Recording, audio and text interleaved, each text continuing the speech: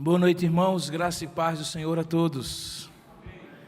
Feliz por voltarmos a estar juntos aqui. É tão bom adorar a Deus, tão bom poder estar na presença de Deus, ouvir músicas que nos levam para mais próximo do Senhor, cuja letra é tão profunda como essa música que nós acabamos de cantar. Muito obrigado, irmãos, pela ministração do nosso louvor. Queridos, eu sou do tempo que a gente saía de casa e pedia benção pai, benção mãe. Ou como nós dizemos aqui no Nordeste, benção manhinha, benção painho. E quando a gente ia viajar, a gente dizia a mesma coisa. E quando a gente ia fazer uma coisa importante, e para ter certeza de que iria dar certo, a gente dizia, benção painho. Era quase assim, estou autorizado, posso ir com a sua bênção, com o seu favor. E eu me recordo que, alguns anos atrás, um tio meu que ainda não caminha com o Senhor, mas tem sido progressivamente tocado por Deus, me deu um testemunho muito interessante desse meu costume, desse hábito, que eu creio que também é de alguns aqui. Ele disse assim, sabe meu filho, quando você se converteu há 30 e poucos anos atrás, eu fiquei lhe observando, e uma das coisas que me chamou a atenção foi que você nunca renegou a bênção dos seus pais. Ele sabia que na época meus pais não eram cristãos, não eram crentes na época ainda, assim como os meus avós quando eram vivos, assim como a maioria dos meus tios. E para ele, o fato de eu dizer assim, sim, eu aceito a bênção dos meus pais, benção painha, benção manhinha, dos meus tios e meus avós, era uma prova que eu não estava me insubordinando, me rebelando contra aquela bênção que de fato eles tinham para me dar. E aquilo foi muito interessante porque me fez refletir sobre como de fato Deus nos abençoa. Nessa série de mensagens que a equipe pastoral está ministrando nesses domingos de outubro, que tem como título principal, geral, muito prazer, meu nome é Deus, nós temos enfatizado alguns atributos de Deus, aquilo que Deus é, o ser de Deus, as obras de Deus, em situações que a Bíblia descreve, em histórias e narrativas que a Bíblia nos traz, e que tem aplicação para os dias de hoje. Foi assim que começamos no primeiro domingo falando, muito prazer, meu nome é Deus, o Deus que se faz presente. Quando olhamos para aqueles dois discípulos do caminho de Emaús, lembram? Em Lucas capítulo 24, quando eles disseram assim, fica Senhor, porque a noite já cai, o dia está encerrando, e Deus ficou, Deus se fez presente. Domingo passado, o pastor Vandi ministrou aquele Deus que diz, muito prazer, meu nome é Deus, eu sou o Deus que nos alcança, o que lhe alcança.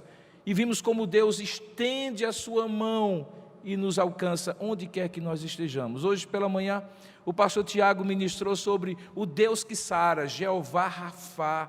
Nós cremos no Deus que cura corpo e alma, que cura a nossa vida por inteiro. Nesta noite, nós vamos ministrar sobre muito prazer, meu nome é Deus, o Deus que nos abençoa. E para isso nós vamos usar um texto da palavra de Deus que se encontra em Números capítulo 6, verso 22 a 27. E se você é habituado a ler esses textos aí do Velho Testamento, você vai de cara já entender que nós estamos falando sobre uma das mais famosas bênçãos da Bíblia, a chamada bênção araônica, que era ministrada pelo sumo sacerdote Arão e pelos seus sucessores. Abra então sua Bíblia em Números capítulo 6, do verso 22 a 27. E não se importe com a minha voz rouca, já estou começando a me acostumar desde que nós começamos 2 cultos à noite. De manhã cedo ela vai estar boazinha depois de água, rabelo e gengibre. Se Deus quiser, chegamos ao final, com a graça do Senhor. Abra aí então a sua Bíblia, Números capítulo 6, verso 22 a 27. A chamada Birkat Kohanim, ou Nesiat Capaim, que era as expressões que são as expressões hebraicas para essa bênção sacerdotal. Veja o que é que diz a palavra de Deus em Números capítulo 6, do verso 22 a 27. Diz assim a palavra do Senhor. Disse o Senhor a Moisés, fala a Arão e a seus filhos, dizendo, assim abençoareis os filhos de Israel. E dir-lhes-eis, o Senhor te abençoe e te guarde. O Senhor faça resplandecer o rosto sobre ti e tenha misericórdia de ti. O Senhor sobre ti levante o seu rosto e te dê a paz. E assim porão o meu nome sobre os filhos de Israel, e eu os abençoarei. Vamos repetir juntos o verso 24, 25 e 26? Vamos dizer juntos? Como é que diz? O Senhor te abençoe e te guarde. O Senhor faça resplandecer o rosto sobre ti e tenha misericórdia de ti.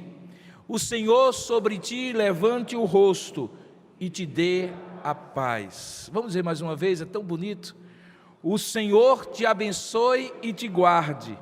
O Senhor faça resplandecer o rosto sobre ti e tenha misericórdia de ti. O Senhor sobre ti levante o rosto e te dê a paz. Vamos orar juntos?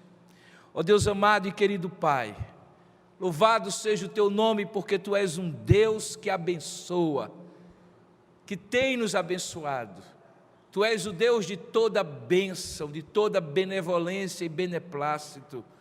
Tu és o Deus de toda benignidade e bondade para conosco. É assim que temos te conhecido, e de modo muito especial nesta noite em que estamos cultuando o teu nome, nos ajuda mais uma vez a reconhecer em ti a tua bênção, a tua boa vontade para conosco. Fala o nosso coração, Pai, porque não queremos ter saído de casa para estar aqui com os nossos irmãos e irmãs, apenas para ouvir alguém comentando sobre a tua palavra. Queremos ouvir a tua voz. E é por isso que pedimos que, a despeito de mim e dos meus irmãos, o Senhor abra o nosso coração, dilate o nosso ser e plante a divina semente da tua palavra, Pai. Nos abençoa, porque queremos ouvir a tua voz, e é isso que nós te pedimos, em nome e para a glória do nosso Senhor e Salvador Jesus Cristo. Amém. Queridos, quando eu falei que a bênção dos nossos pais, dos nossos avós, tios, das pessoas que nós respeitamos, acaba se tornando para muitos um costume, um hábito que nem todas as vezes é salutar. Eu estou me referindo àquela tendência natural que existe no coração humano de tornar prosaico, natural, assim meio que sem tanta importância, as coisas que fazemos repetidamente. É o poder devastador do hábito, que por algum outro modo pode nos estruturar, mas também pode nos tornar a fazer coisas irrelevantes, sem entender bem. Podemos, por exemplo, estar aqui nessa noite e orar e cantar e repetir a mesma liturgia que nós costumeiramente fazemos, sem dar a verdadeira importância a cada momento, a cada palavra. Talvez por isso, muitos têm uma prevenção contrária, uma certa rejeição da ideia de que podemos ou devemos pedir a bênção ou abençoar uns aos outros. Alguns entendem isso como um resquício místico de uma época em que as pessoas acreditavam que a bênção estava umas nas outras e elas podiam transmitir de maneira mística, meio que no osmose espiritual ou algo parecido. O fato é que, apesar de haver esse perigo, nós encontramos de Gênesis a Apocalipse vários momentos e um fundamento bastante sólido para compreender que Deus sim nos abençoa, e Deus sim nos abençoa por intermédio de outras pessoas, especialmente aquelas que Deus constitui sobre nós como autoridades, a começar do nosso pai e da nossa mãe, daquelas pessoas que respeitamos espiritualmente. Era esse costume e a ideia que sempre existiu no meio do povo de Deus, quando Arão aqui é instado, o sumo sacerdote Arão é instado pelo seu irmão Moisés, mediante a ordenança de Deus, a abençoar os filhos de Israel. Isso se tornou um costume tão prevalente que até mesmo um objeto simples que tomou o nome de mezuzá se tornou um costume. Você entra numa casa judaica, numa casa de judeus, e você vai encontrar na ombreira da porta, como é o mesmo nome daquela ali, do aro da porta, muitas vezes um cilindrozinho transparente, que a gente chama de mezuzá, e que tem ali alguns textos bíblicos, inclusive esse texto de Números capítulo 6, com a bênção araônica. A ideia por trás é a ideia de que ninguém entra naquela casa ou sai daquela casa sem a bênção do Senhor, que ali está a bênção do Senhor. Como também está a bênção do Senhor na reunião dos santos do Senhor. Lembra do Salmo 133? Quão amável e agradável é que os irmãos vivem em união, e ali diz, ali o Senhor ordena a sua bênção, como a chuva, a neve que cai do monte Hermon, e como o óleo santo que desce pelas barbas do sumo sacerdote Arão, ali está a bênção do Senhor. Então, abençoar e ser abençoado é mais do que um costume. Mesmo na tradição reformada, nós preservamos, dentre algumas poucas coisas, liturgicamente falando, aquele momento final da bênção apostólica, que é uma outra bênção no Novo Testamento, que foi extraída do final da segunda carta que Paulo escreve aos Coríntios, quando ele fala da graça do nosso Senhor Jesus Cristo, o amor do nosso Pai e a comunhão do Espírito Santo. Aquela bênção triuna do Pai, do Filho e do Espírito Santo foi extraída liturgicamente do final daquela carta e passou a ser parte do culto. É uma forma de dizer, ao final de cada culto, vá com a bênção de Deus, a bênção da graça, do amor, do poder e da comunhão do Espírito Santo. No entanto, quando a gente olha esse texto, especificamente esse texto, é preciso que a gente dê uma atenção muito clara sobre o que significa esta bênção de Deus. O que significa Deus estender a mão, figuradamente, para nós, como no encontro que nós temos com alguém que acabamos de conhecer, e dizer assim, muito prazer, meu nome é Deus, eu sou o Deus que abençoa. Que impressão inicial, que ideia inicial nós podemos extrair da ideia de bênção aqui? Nós vamos olhar para o texto e ver que inicialmente esta ideia de bênção de Deus não é a ideia de Deus nos dando bênçãos, no sentido de atos tópicos pontuais, em que Deus faz algo que nós estamos precisando e que nós dizemos assim, alcancei a bênção do Senhor, referindo-se a um pedido em particular, referindo-se a algo especificamente. Se você olhar o seu texto lido, você vai perceber que a ordenança que Deus dá a Arão é para que ele pudesse dar uma bênção genérica ao povo de Deus. E eu sei que quando eu uso o termo genérica, eu sempre imagino aquele remédio que não tem nome, né? O genérico. E a gente sempre imagina que é o mais barato. E às vezes é o de menos qualidade, embora alguns garantam que tem o mesmo princípio ativo. Então eu não quero que você tenha essa ideia de genérico no sentido de algo diluído, mas de algo generalizado, que não é simplesmente específico. É essa a ideia que o judeu tem quando pensa na bênção de Deus.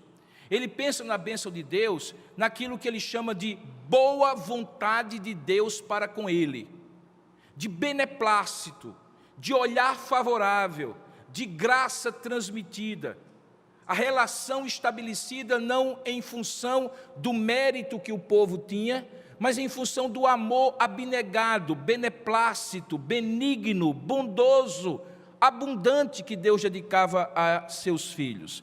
É nesse sentido que ele começa dizendo assim, vocês vão abençoar os filhos de Israel com esta bênção, com esta boa vontade de Deus. Mas preste bem atenção, que essa boa vontade de Deus, embora seja generalizada, ela está restrita àqueles filhos da aliança. É um equívoco triste imaginar que porque fomos criados à imagem de Deus, que necessariamente a boa vontade de Deus está estabelecida sobre todos. É um esquecimento trágico imaginar isso, porque é um esquecimento de um episódio que nos fez inimigos de Deus, que se chama queda e que acontece em Gênesis capítulo 3. De fato, inicialmente, a boa vontade de Deus era sobre toda a sua criação, mas à medida em que alguém, o nosso pai Adão, a nossa mãe Eva, transgrediram contra a lei de Deus, deram as costas para Deus e abandonaram os caminhos do Senhor, digamos assim que a polaridade se inverteu e aquilo que era beneplácito, boa vontade e bondade de Deus se transformou em ira, em indignação e em juízo de Deus sobre eles e seus descendentes. Se você quiser ter uma visão mais esclarecida, você pode abrir a sua Bíblia aí e ir comigo para Efésios capítulo 1, e você vai ver o contraste que Paulo faz quando estabelece essa verdade, que Deus sim nos criou com a boa vontade dEle, sim nos fez a sua imagem e semelhança, e sim queria nos abençoar em todas as coisas, mas que em algum momento isso mudou. Efésios capítulo 2 nos deixa muito claro, quando nos diz, desde o verso 1, essa contraposição entre o que nós nos tornamos e éramos até encontrar a Jesus Cristo, e o que Cristo nos fez para restaurar esta bênção. Veja o que Efésios 1 diz, capítulo 2, verso 1. Ele diz assim: Ele vos deu vida. Hoje, Ele tem lhes dado vida. Mas antes, vocês estavam mortos nos vossos delitos e pecados. Sim, nos quais andastes outrora, segundo o curso deste mundo, segundo o príncipe da potestade do ar, que nós sabemos ser o inimigo de Deus, segundo o Espírito que agora atua, e ele usa a primeira expressão forte, ele chama filhos da desobediência. Logo depois, continuando nesse contraste, ele diz, entre os quais também todos nós, e ele se inclui também, apesar de ser um homem judeu, apesar de ser um homem religioso, apesar de agora ser um apóstolo, mas ele diz, segundo o qual, entre os quais, todos nós andamos outrora.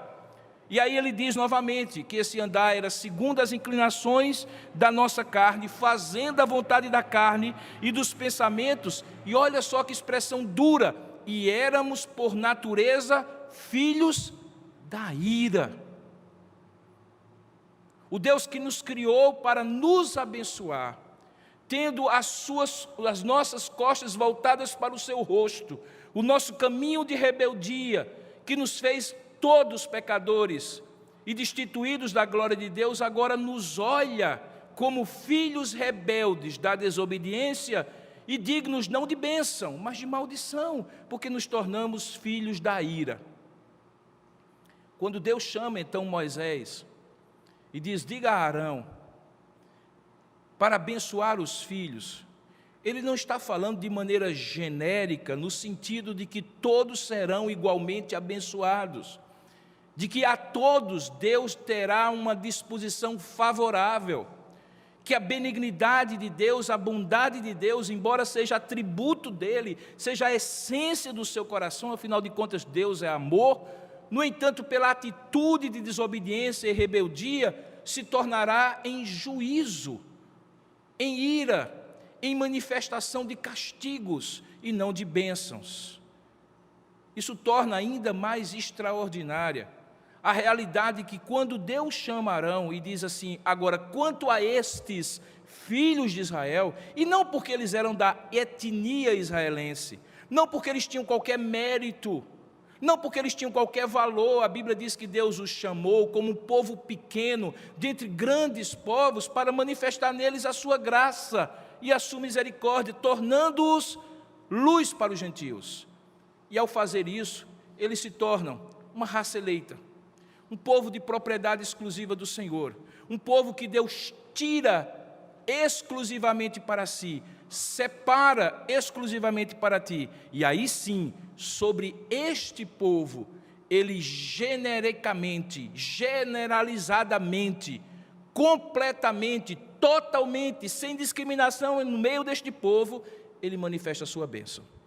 E esta bênção é caracterizada por um favor, por uma graça, que não está atrelada a benefícios que ele dá ao seu povo, que vai além dos benefícios, tem a ver com a disposição de Deus de ter um relacionamento diferente. Então esse Deus que diz, muito prazer, meu nome é Deus, ou sou o Deus que abençoa, está dizendo em outras palavras, agora o nosso relacionamento é outro, você é chegado meu, estamos juntos, você se aproximou porque eu lhe aproximei, você me ama porque eu lhe amei primeiro, e por causa deste amor eu lhe chamei para junto de mim, e é sobre você que eu manifestarei o meu favor imerecido, que eu lhe mostrarei a minha predileção, a minha graça maravilhosa, e isso se refletirá na bênção que eu vou lhe dar.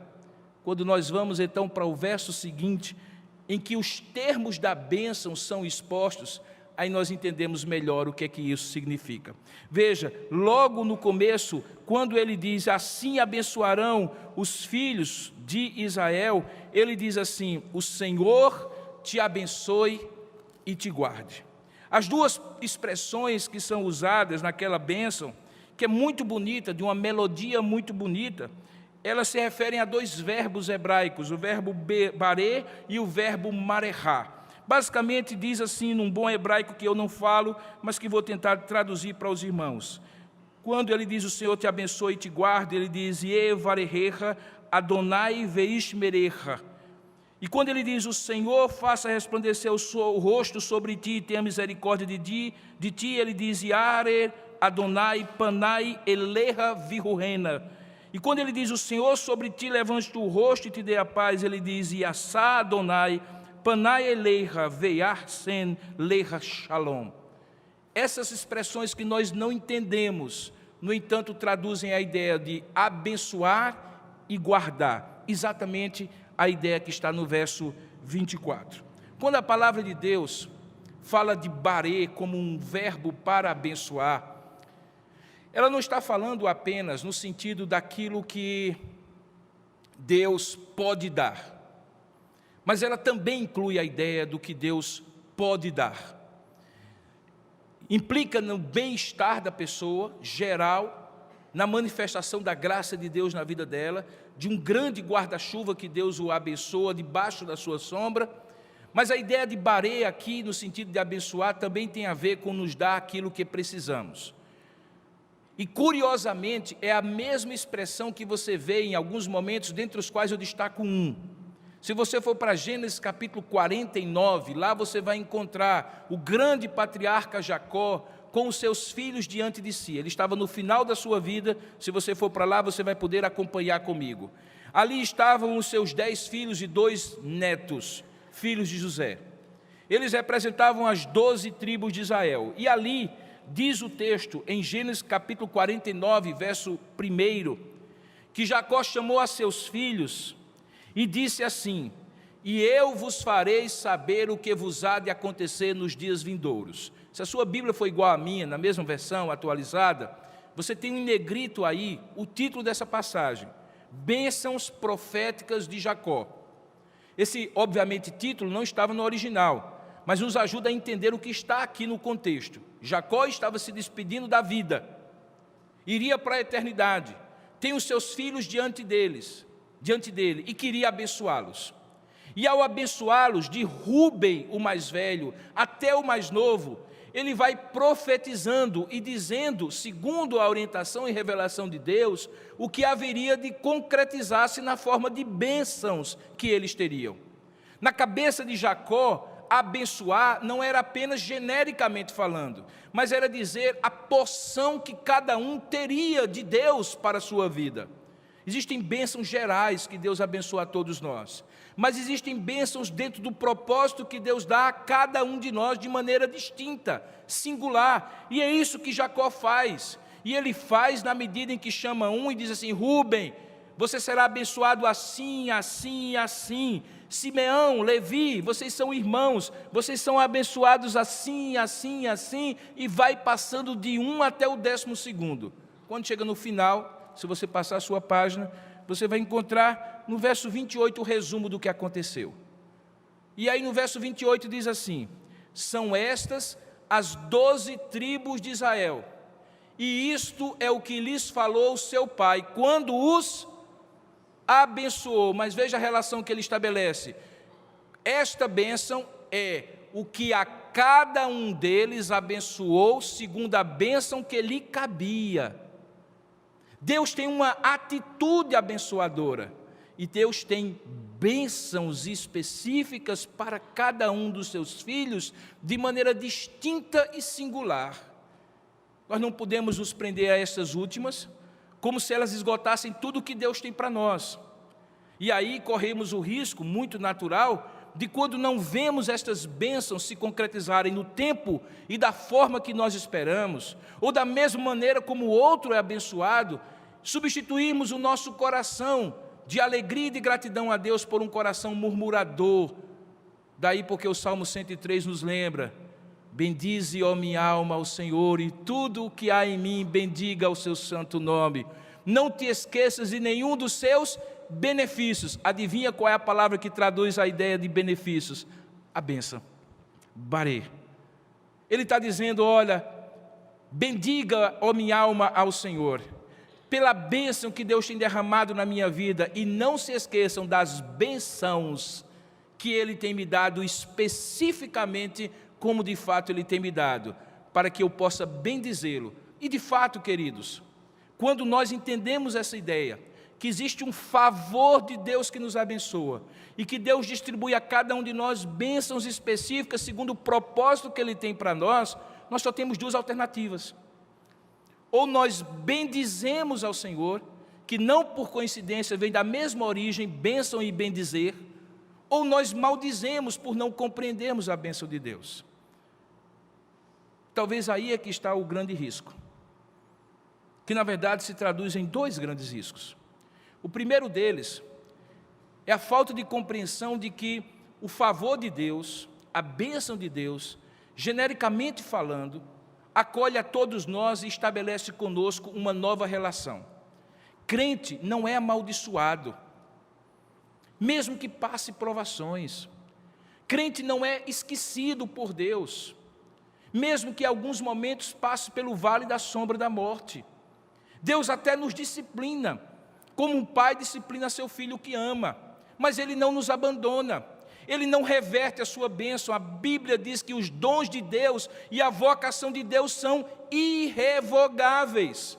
Uma vez abençoado, somos abençoados. Lembra do episódio de Balaão, aquele profeta alugado para amaldiçoar o povo de Deus?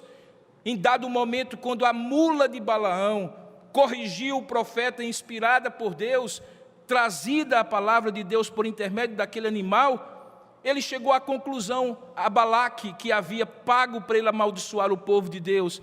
Em palavras muito simples, ele disse assim: como eu posso amaldiçoar aquilo que Deus abençoou? E ele estava se referindo ao povo de Deus que estava passando por aquele lugar.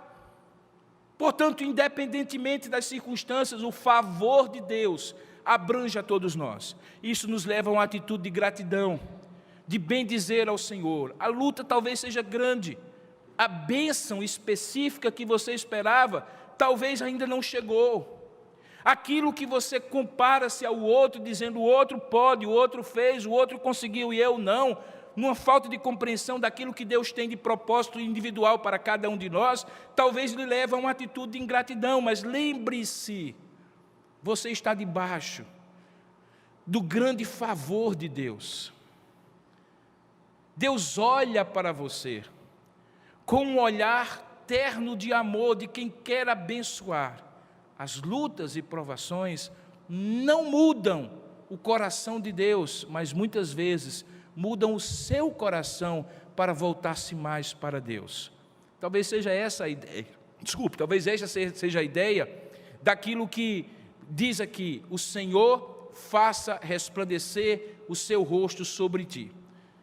Veja, existe uma coreografia aqui. A gente quase que consegue fechar os olhos e imaginar. E é só lembrar das nossas próprias relações. Quando não estamos bem uns com os outros, o nosso olhar é para baixo. Nós evitamos de fitar alguém, de ter o contato visual, porque quando olhamos alguém, nós conseguimos ver pelo brilho do olhar, pelo semblante, pelo sorriso ou ausência dele, se estamos em paz ou não com aquela pessoa. E aí o nosso olhar é para baixo, o nosso olhar não resplandece o nosso rosto não está aberto para ser visto e para ver.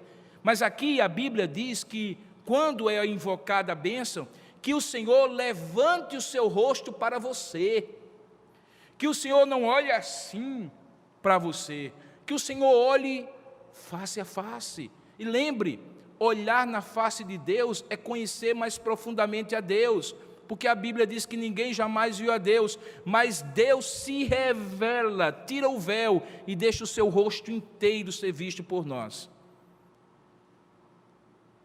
Perceba então que quando ele diz: o Senhor levante sobre ti o seu rosto e te dê a paz, o Senhor levante e tenha misericórdia de ti, ele está falando sim desse favor genérico, generalizado sobre os filhos da aliança, que você se inclui, se você é crente em Jesus Cristo, filho da aliança, por intermédio do Cordeiro que morreu em seu lugar. E aí o favor de Deus está na sua direção. A boa vontade de Deus está na sua direção. A ventura de Deus está na sua direção. Por isso que nós somos chamados de bem-aventurados, porque a ventura de Deus sopra em seu favor e não contrário a você. O texto continua e nos dá uma outra concepção. É que essa bem-aventurança de Deus se traduz em duas palavras. Vocês sabem que no hebraico não se faz rima no sentido do final da palavra, como nós fazemos em português, amar com cuidar, Senhor com amor.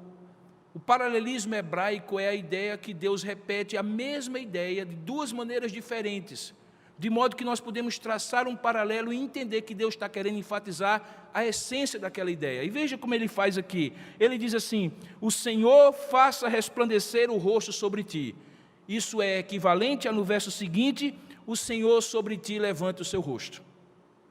E aí ele diz que, como consequência desse rosto levantado, desse rosto resplandecente, que Deus manifesta para você, olha o que acontece no primeiro versículo 25, e tenha misericórdia de ti. E no segundo versículo, versículo 26, e te dê a paz. E aí nós nos encontramos com duas palavras: misericórdia e paz.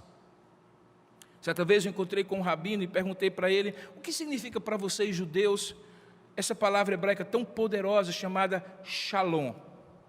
Eu perguntei dentro de um contexto em que uma pessoa havia me dito que era o equivalente a axé, uma linguagem mais afrodescendente, africana. E ele disse: não são as mesmas coisas. Shalom para nós é mais do que bênçãos que Deus dá. É mais do que a ausência de conflito, que muitas vezes a gente confunde com paz.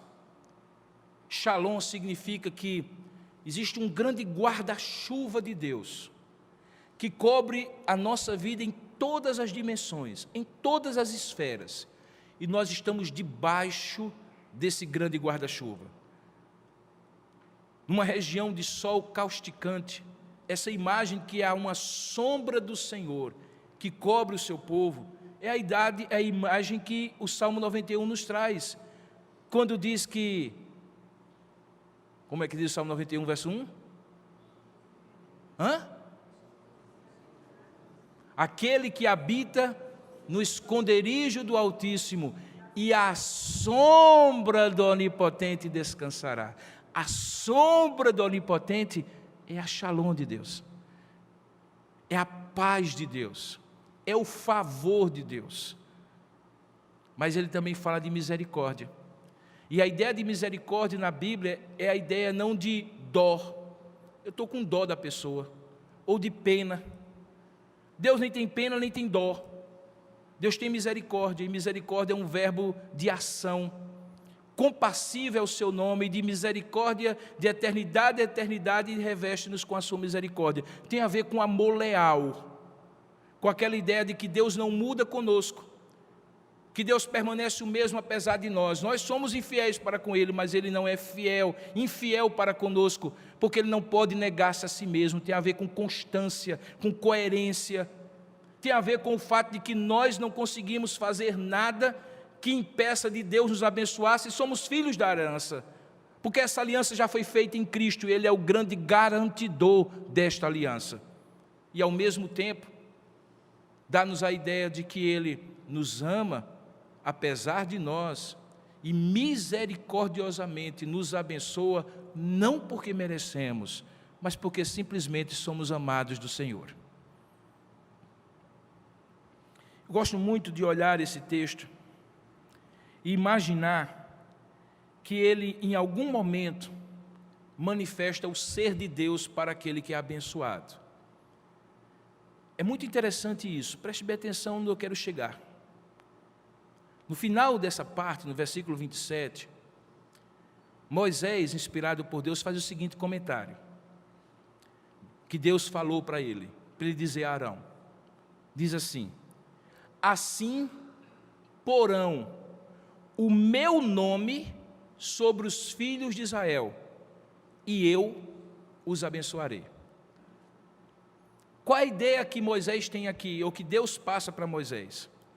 É que quando o sumo sacerdote estendia as suas mãos e abençoava o povo, ele transmitia a essência de quem Deus é para o povo, quando manifestava o nome do Senhor. O nome do Senhor é o seu próprio ser. Daí porque o mandamento diz: não tome o nome do Senhor em vão. Em outras palavras, não use o meu nome para me descredenciar, como se eu não fosse alguém muito mais importante e altíssimo do que todos os outros. Santificado seja o teu nome. É o que diz a oração dominical. Daí porque quando alguém abençoa, o sumo sacerdote abençoava o povo, ele estava transmitindo, não de maneira mística, mas nas palavras que ele proferia, Deus as honrava, porque foram instituídas por ele, e o nome de Deus, o ser de Deus, a identidade de Deus, a bênção de Deus, vinha junto com o recitar da bênção de Deus. Ficando claro, no entanto, que não era o sumo sacerdote que abençoava. Veja a última linha, diz assim: vocês porão o meu nome nos filhos de Israel, mas quem abençoará serei eu. Eu abençoarei. Curioso é que quando meu tio falou aquilo, naquela ocasião, ele não entendeu e eu expliquei anos depois. Quando ele então mencionou que tinha se admirado que depois de crente eu não tinha renegado a bênção dos meus avós, tios e dos meus pais. Eu disse assim: sabe, tio, o senhor sabe a razão por quê? É porque hoje, mais do que qualquer outro tempo, eu tenho certeza que quando um tio, uma avó, um pai, uma pessoa que tem autoridade sobre mim, alguém que me preza, que me quer bem, diz assim: Deus te abençoe, meu filho.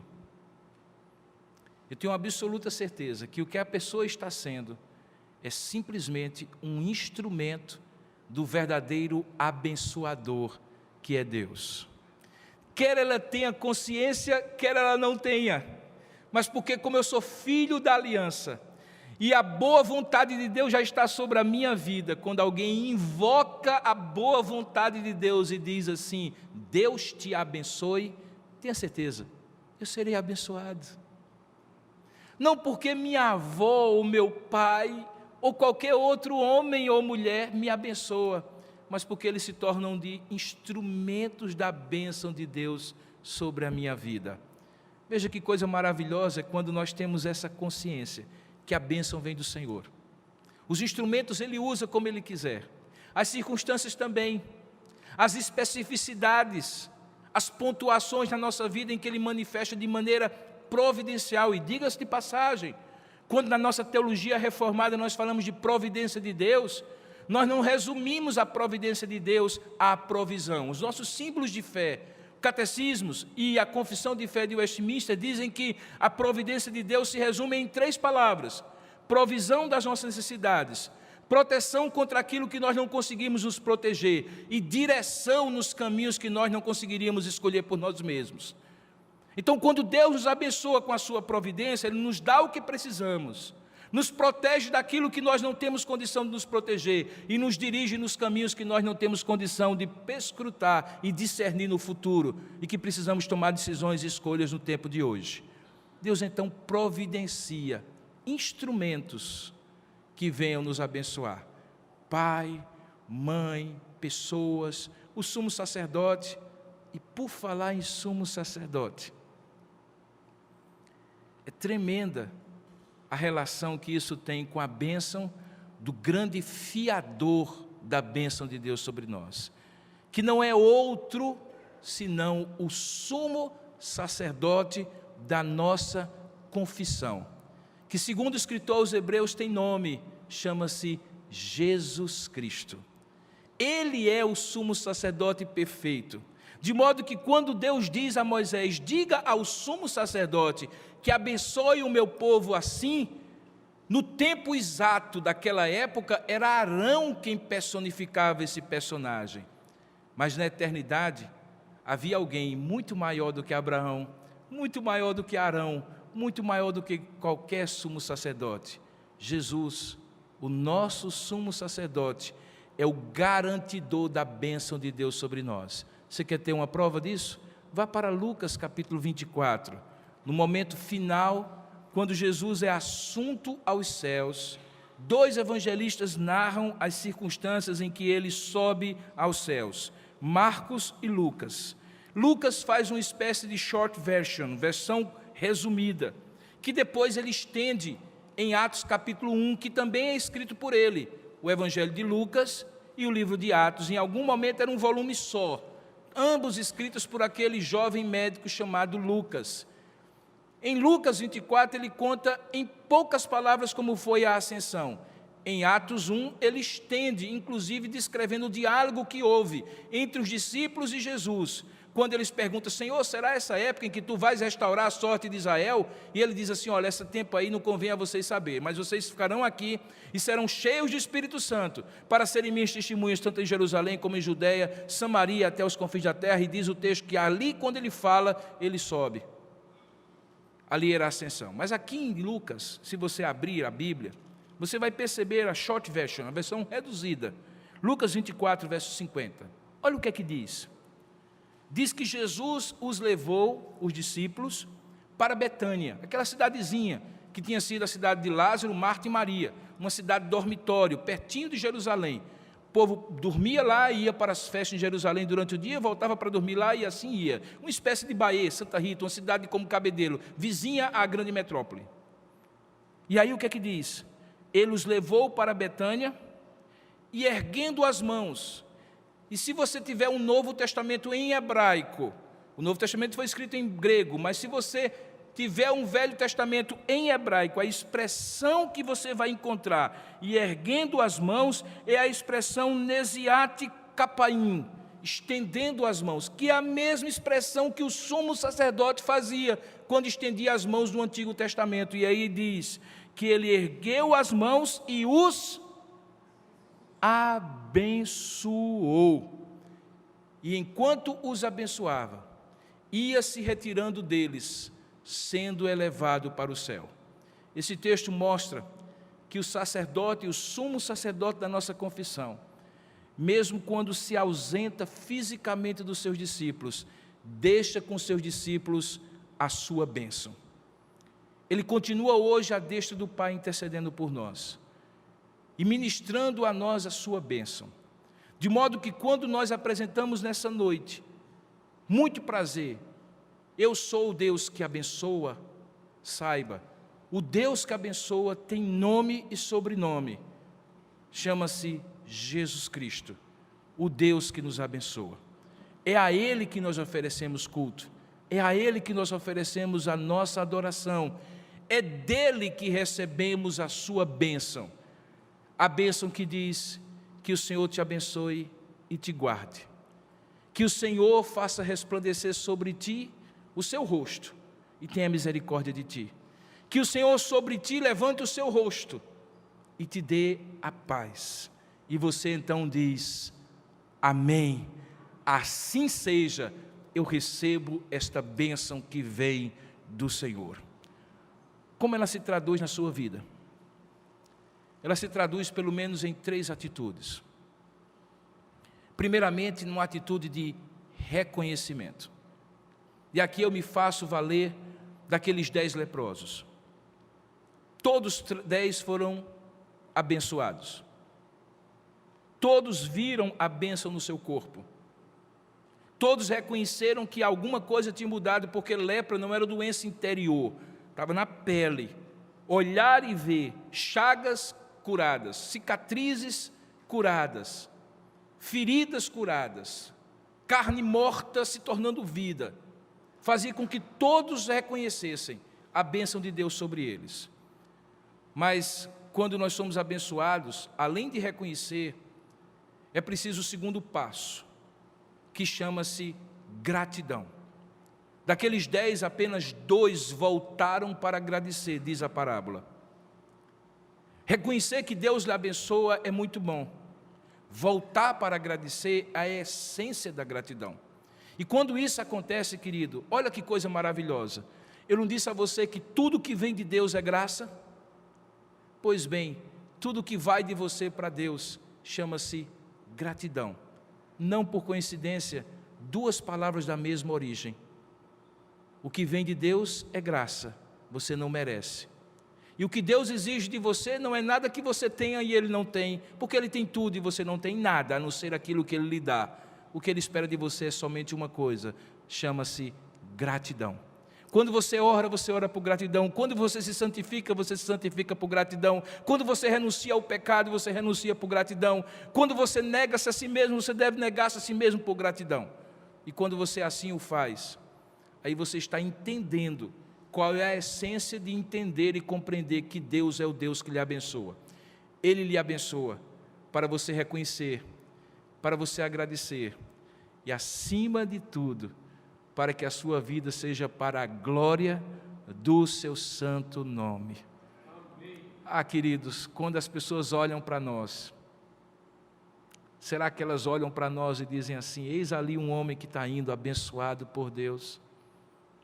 E elas olham para você e dizem assim: glória a Deus pela bênção do Senhor sobre a vida desse homem, sobre a vida dessa mulher, sobre a vida dessa família. E, queridos, eu não estou falando de abundância nem pujança material.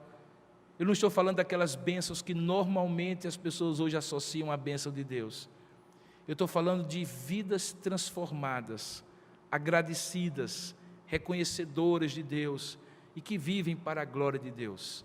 Esse testemunho é o testemunho de alguém que, quando Deus diz assim: muito prazer, eu sou o Deus que abençoa, a pessoa também estende o braço para Deus e diz assim: muito prazer, eu sou o Robinson abençoado, e eu te agradeço por isso. Você consegue entender isso? Isso acontece em cada dia da sua vida, porque a bênção do Senhor está em cada momento da sua existência. Ofereça a sua gratidão, na forma de uma vida santificada e grata a Ele, que consagre sua existência para a glória de Deus. E aí você terá entendido que Deus é o Deus que lhe abençoa.